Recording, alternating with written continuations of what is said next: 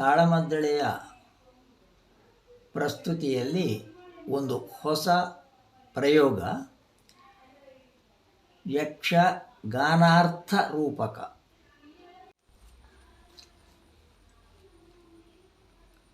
ಕೆಲವು ದಿವಸಗಳ ಮೊದಲು, ಅಂದರೆ ಶ್ರೀಕೃಷ್ಣ ಜನ್ಮಾಷ್ಟಮಿ, ನಮ್ಮ ಬನಾರಿ ಶ್ರೀ ಗೋಪಾಲಕೃಷ್ಣ ಯಕ್ಷಗಾನ ಕಲಾ ಸಂಘದ ಆಶ್ರಯದಲ್ಲಿ ಆಚರಿಸಲ್ಪಟ್ಟಾಗ, ಅದು ನನ್ನ ಅಣ್ಣ ಕೀವಾ ಕೇಶವ ಅಥವಾ ಕೀರಿಕಾಡು ವನಮಾಲ ಕೇಶವ ಭಟ್ಟ ಅವರ ಸಂಸ್ಮರಣೆಯೊಂದಿಗೆ ಆಚರಿಸಿದಂತಹ ಒಂದು ವಿಶೇಷ ಕಾರ್ಯಕ್ರಮವಾಗಿತ್ತು.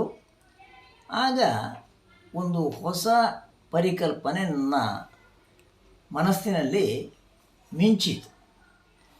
ಮುಖ್ಯವಾಗಿ ತಾಳಮದ್ದಳೆಯನ್ನು ಯಾವ ರೀತಿ ಬೇರೆಯೇ ಒಂದು ರೀತಿಯಲ್ಲಿ ಪ್ರಸ್ತುತಪಡಿಸುವುದಕ್ಕೆ ಸಾಧ್ಯ ಎನ್ನುವುದು ಚಿಂತನ.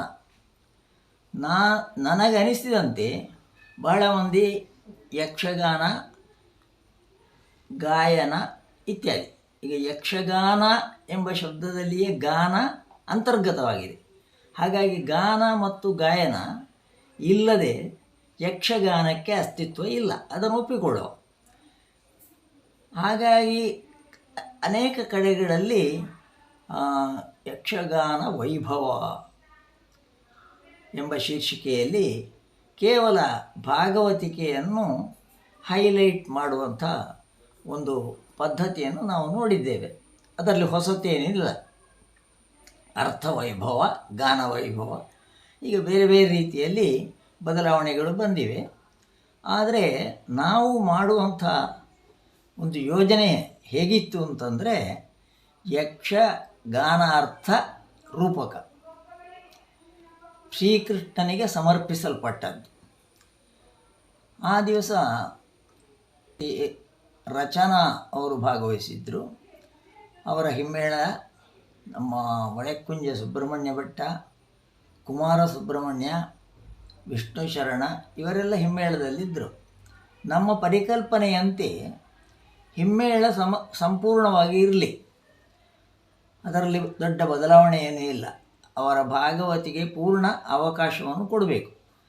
ಈಗ ಒಂದು ಪ್ರಸಂಗ, ಒಂದು ಪ್ರಕರಣ ನಾವು ಕೈಗೆತ್ತಿಕೊಂಡಾಗ, ನಾವು ಆ ದಿವಸ ಎತ್ತಿಕೊಂಡದ್ದು ಶ್ರೀಕೃಷ್ಣ ಜನನ, ಆಮೇಲೆ ಪಾರ್ಥ ಸಾರಥ್ಯ ಅಥವಾ ಸಮರ ಸನ್ನಾಹ. ಶ್ರೀಕೃಷ್ಣ ಜನನ ಆದ ಮೇಲೆ ಪಾರ್ಥಸಾರಥ್ಯದಲ್ಲಿ ಕೃಷ್ಣ, ಬಲರಾಮ, ಅರ್ಜುನ ಮತ್ತು ಕೌರವ ಈ 4 ಪಾತ್ರಗಳಿದ್ದವು. ನಾವೇ ಸಂಘದವರೇ, ಕೃಷ್ಣನಾಗಿ ನಾನು, ಕೌರವನಾಗಿ ನಮ್ಮ ನಾರಾಯಣ ಮಾಸ್ಟ್ರು, ಬಲರಾಮನಾಗಿ ರಮಾನಂದರಯ್ಯವರು, ಆಮೇಲೆ ಅರ್ಜುನನಾಗಿ ರಾಮಣ್ಣ ಮಾಸ್ಟ್ರು. ಇದರ ಸ್ವಭಾವ ಅಥವಾ ಸ್ವರೂಪ ಹೇಗೆ ಅಂದರೆ, ಇಲ್ಲಿರೋ ಭಾಳ ಮುಖ್ಯವಾದ ವಿಷಯವನ್ನು ನಾನು ಹೇಳ್ತೇನೆ. ಇಡೀ ಪ್ರಸಂಗ ಕೇವಲ 1 ಗಂಟೆ 5 ನಿಮಿಷದಲ್ಲಿ ಮುಗಿಬೇಕು. ಹಾಗಾದರೆ ಹೇಗೆ? ಇಲ್ಲಿ ಗಾನಕ್ಕೆ ಯಾವುದೇ ರೀತಿಯ ಕೊರತೆ ಬರಬಾರದು, ಆದರೆ ಅರ್ಥ ಬಹಳ ಹ್ರಸ್ವ ಸ್ವರೂಪದಲ್ಲಿ ಅದನ್ನು ನಾವು ಪ್ರಸ್ತುತಪಡಿಸಬೇಕು. ಅದು ಹೇಗೆ ಅಂತಂದರೆ, ಬಹಳ ಮಾತುಗಳಿಲ್ಲ. ವಾಚಿಕ ಎನ್ನುವುದು ಒಂದು ಪದ್ಯದಿಂದ ಇನ್ನೊಂದು ಪದ್ಯಕ್ಕೆ ಹೋಗುವ ಒಂದು ಸಣ್ಣ ಲಿಂಕ್ ಅಥವಾ ಕೊಂಡಿ, ಎತ್ತುಗಡೆಗೆ ಪ್ರಾಮುಖ್ಯ.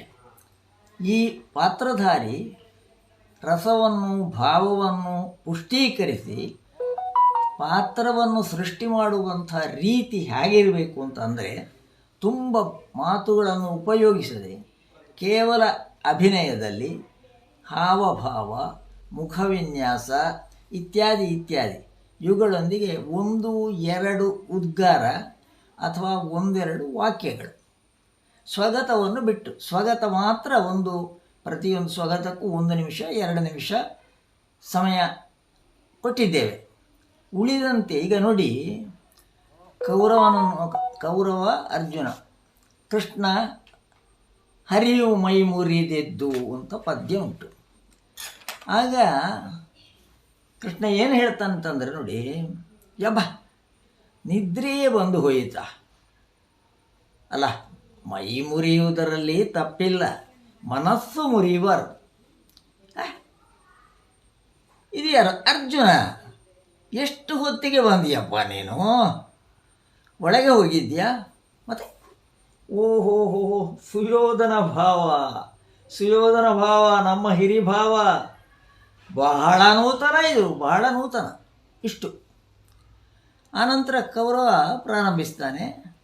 ಕೌರವ ಅಲ್ಲಿ ಏನು ಪ್ರಾರಂಭಿಸುವುದಿಲ್ಲ, ನೂತನವಿದು ನಮ್ಮ ಹಿರಿಯ ಭಾವಯ್ಯ. ಅದಾದ ನಂತರ ಅದು ನಿತ್ತಲ್ಲಿಗೆ, ನೀವು ಬರುವಾಗ ನನಗೆ ಉಪಚಾರ ಮಾಡಲಿಕ್ಕೆ ಆಗಲಿಲ್ಲಲ್ಲ ಭಾವ. ಯಾರಿಗೆ ಉಪಚಾರ? ಯಾರಿಗಿಷ್ಟು ಉಪಚಾರ? ನೋಡಿ ಅಷ್ಟೇ, ನೀವು ಅದನ್ನು ಗ್ರಹಿಸಬೇಕು. ಯಾರಿಗಿಷ್ಟು ಉಪಚಾರ? ಹಾಗಾದರೆ ನೀನು ಬಂದ ಉದ್ದೇಶ ಏನು ಅಂತ ಕೇಳಬಹುದಾ? ಇಳೆಗಾಗಿ. ಓಹೋ, ಧರಣಿಗೋಸ್ಕರ. ಅಲ್ಲಿ 2 ವಾಕ್ಯ, ಅದು ಮುಗಿದಲ್ಲಿಗೆ ಒಂದೊಂದೇ ಪದ್ಯ ಬರ್ತದೆ. ಭಂಡಾರಿಸಿತು ಸುದರ್ಶನ ಅಂತೆಲ್ಲ ಹೇಳಿದ ಮೇಲೆ, ಅರ್ಜುನ ಮಾತಾಡಿದ ಮೇಲೆ, ಮಾತು ತುಂಬ ಕಡಿಮೆ. ಇದನ್ನು ಕೇಳಿದರೆ ಮಾತ್ರ ನಿಮಗೆ ಅರ್ಥ ಆದೀತು. ಬರೇ ಉದ್ಗಾರಗಳಲ್ಲಿಯೇ ನಾವು ಎತ್ತುಗಡೆಯನ್ನು ಕೊಟ್ಟಿದ್ದೇವೆ. ಆದರೆ ಒಂದು ಉಪಾಯ ಮಾಡಬಹುದು.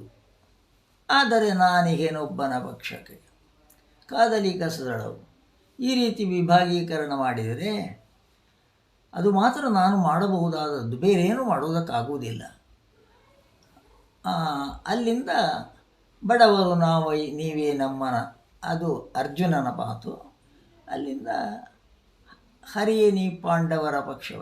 ಇಲ್ಲಿ ಒಂದು ಪದ್ಯದಿಂದ ಒಂದು ಪದ್ಯಕ್ಕೆ, ಪದ್ಯದ ಮೇಲೆ ನಮ್ಮ ಯಾವುದೇ ರೀತಿಯ ಬದಲಾವಣೆಯನ್ನು ನಾವು ಹೇರುವುದಿಲ್ಲ. ಪದ್ಯ ಸ್ವಾರಸ್ಯವಾಗಿ, ಸುಂದರವಾಗಿ, ಚಂದ ಬರಬೇಕು.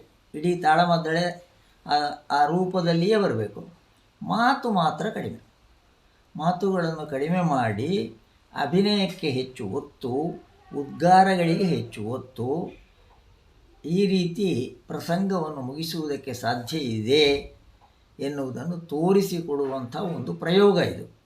ಅದನ್ನು ನಾವು ಪ್ರಾಯೋಗಿಕವಾಗಿ ಮೊನ್ನೆ ಮಾಡಿದ್ದೇವೆ. ಅದರ ಸಂಪೂರ್ಣವಾದಂತಹ ಚಿತ್ರಣ ಮೊನ್ನೆ ಮಾಡುವುದಕ್ಕಾಗಲಿಲ್ಲ. ಒಂದಷ್ಟು ತುಣುಕುಗಳನ್ನು ನಾವು ಕೊಡಬಹುದು.